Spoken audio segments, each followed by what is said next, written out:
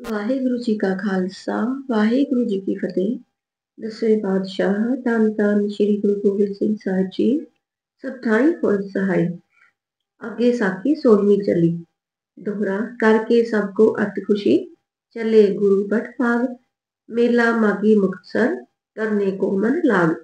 ਸ੍ਰੀ ਗੁਰੂ ਮਹਾਰਾਜ ਦੀਨ ਦਿਆਲ जी ने समूह सिखा संगतां भगतां सड़ी तैयारी करी। धीरे धीरे चले रस्ते में सिखा को दर्शन के तीर्थार्थ करते। सिंह सजा ते मुक्तसर के विखे आए तंबू लगवाए। इशनान ध्यान कर दीवान लगाए कर बैठे। हजारा सिख सिंह मालवे देश दियां संगतां दर्शन देन लई आन जुड़ियां। दर्शन करके आनंद होवन लगे। श्री गुरु जी दे हजूर अरदासा भेटा चढ़ावन और चरणों पर शीस रख के मत्था टेकन। इस प्रकार बड़ा मेला हुआ। 50 लांगरी प्रीत से प्रसाद बनावे। आनंद से प्रसाद भोजन कर छक लेवे। अंगीठे सुलगा दिए। पाला अंगीठियों को देखकर दूर से भाग गया। ओला मुल्क सतगुरु जी देख प्रेम प्रसन्न हुए।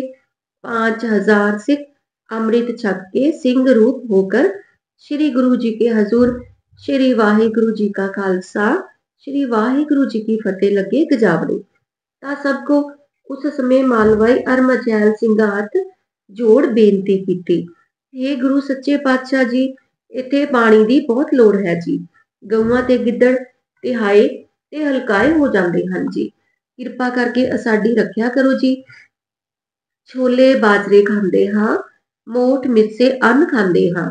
ਜਦ ਬਰਖਾ ਨਹੀਂ ਹੁੰਦੀ ਤਾਂ ਅਸੀਂ ਜੀ ਮਾਲ ਤੇ ਬਾਲ ਬੱਚਿਆਂ ਨੂੰ ਲੈ ਕੇ ਭਰਿਆ ਘਰਾਂ ਨੂੰ ਛੱਡ ਕੇ ਦਰਿਆਵਾਂ ਤੇ ਜਾਂਦੇ ਹਾਂ। ਇਤਨੀ ਅਰਜ਼ ਸੁਣकर श्री गुरु दीन दयाल सच्चे पातशाह जी हुक्म कीता, हे भाई सिखो, तुसी सब पदार्थ छकोगे। नदियां दरियावां दा जल तुहाडे खेतां विच फिरेगा। नदियां दे वसनीक तुहाडे देश आके अपना गुजारा करनगे। जिथे जंड ते अक लगे हन उत्थे अंब ते अनार लगणगे और बड़े सुंदर बगीचे शोभा पावणगे।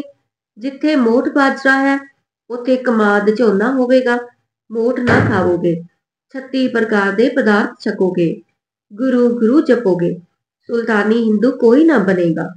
सतगुरां दे चरना पर शीस रख अरदास कर बैठ गए। बड़ा मेला हुआ। 50 लांगरियों ने प्रसाद बनाए। प्रीत से आनंद से भोजन करे। अंगीठे लगा दिए। अंगीठियों को देखकर पाला हरण हो गया। उला मुल्क देखकर श्री गुरु जी अति प्रसन्न हुए। 5000 सिख अमृत छक के सिंह रूप होए कर लगे मुखार बिंद द्वारा हाथ जोड़ के। श्री गुरु वाहिगुरु जी का खालसा श्री वाहिगुरु जी की फतेह है। फिर सिग्गा अर्ज करी जी, सच्चे पातशाह जी सानू सेतबंद रामेश्वर का दर्शन कराओ जी।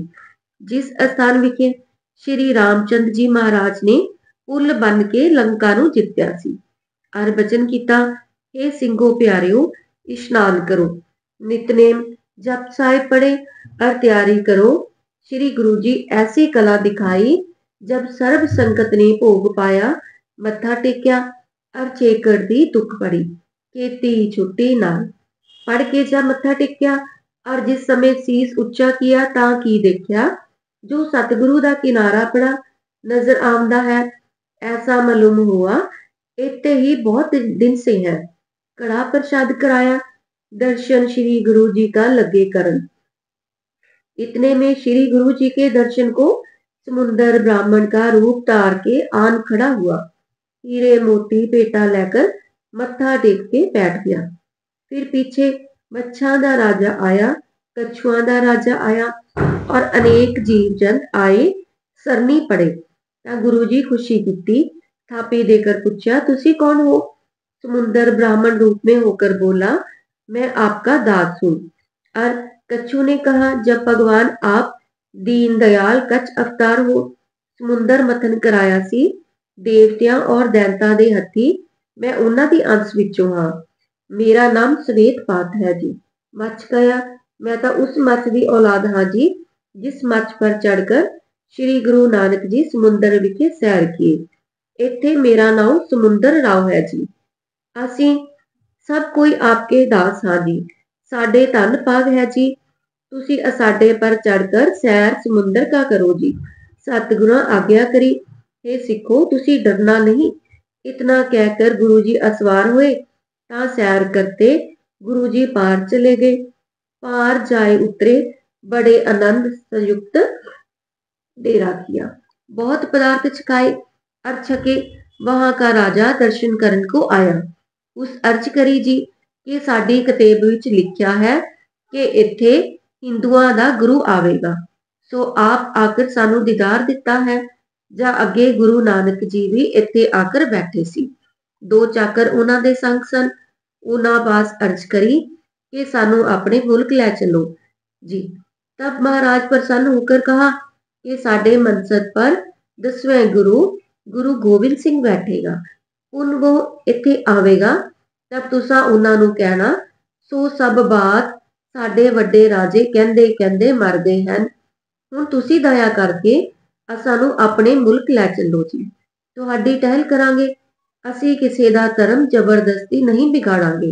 तां गुरु जी दयाल होके कहा, तपो राज राजो नरक, शब्द कल काती राजे कसाई, धर्म पंख कर उडरिया। कल मैं बेद अथर्बन हुआ, नाम खुदाई अल्लो पया। राजे रैयत सिकदार कोई न रहस्यो, हट पट्टन बाजार हुक्मी टहसियो। ਤਾਂ ਸਤਿਗੁਰੂ ਕਿਹਾ, हे ਭਾਈ ਤੁਸੀਂ ਸਾਡੇ ਨਾਲ ਚੱਲੋ। ਥੋੜੇ ਹੀ ਦਿਨਾਂ ਵਿਖੇ ਤੁਹਾਡਾ ਗੁਰੂ ਜੀ ਰਾਜ ਕਰਾ ਦੇਣਗੇ। ਤੁਸੀਂ ਸਾਡੇ ਸਿੱਖਾਂ ਨਾਲ ਮਿਲ ਕੇ ਰਹਿਣਾ। ਪਰਾਈ ਇਸਤਰੀ ਨਾ ਫੜਾਓ, ਗਰੀਬ ਤੇ ਜੋਕ ਨਾ ਕਰਿਓ, ਕੁੜੀ ਹੋਈ ਮਾਰੇ ਤੇ ਸਤੀ ਵੀ ਕੋਈ ਨਾ ਹੋਵੇ। ਰਸਤੇ ਸਵੀਰ ਆਓ, ਵਿਦਿਆ ਪੜਾਈਓ। ਗੁਰੂ ਜੀ ਇਤਨਾ ਉਪਦੇਸ਼ ਕਰ ਉਸ ਦੇਸ਼ ਵਾਲਿਆਂ ਨੂੰ ਨਾਲ ਲੈ ਕੇ ਸਿੰਘਾਂ ਨੂੰ ਤਿਆਰ ਕਰ ਪੁਰਬੰਦਰ ਆਏ ਪਹੁੰਚੇ। ਉਹਨਾਂ ਨੂੰ ਵਰ ਦੇ ਰਾਜ ਬਖਸ਼ श्री मुखवार शब्द किया। तोड़नगे पहाड़ अरासान कुरासान के पुण्य। आप हड़म्बे देश को गए। दोहरा, श्री गुरुपुर बदर से गए हड़म्बे देश। अमृत छकावने लगे, राखे सिर पर केस। बोलो जी वाहे गुरु। होइयां भुल्लां गलतियां लई माफ करना जी। वाहे गुरु जी का खालसा, वाहे गुरु जी की फतेह।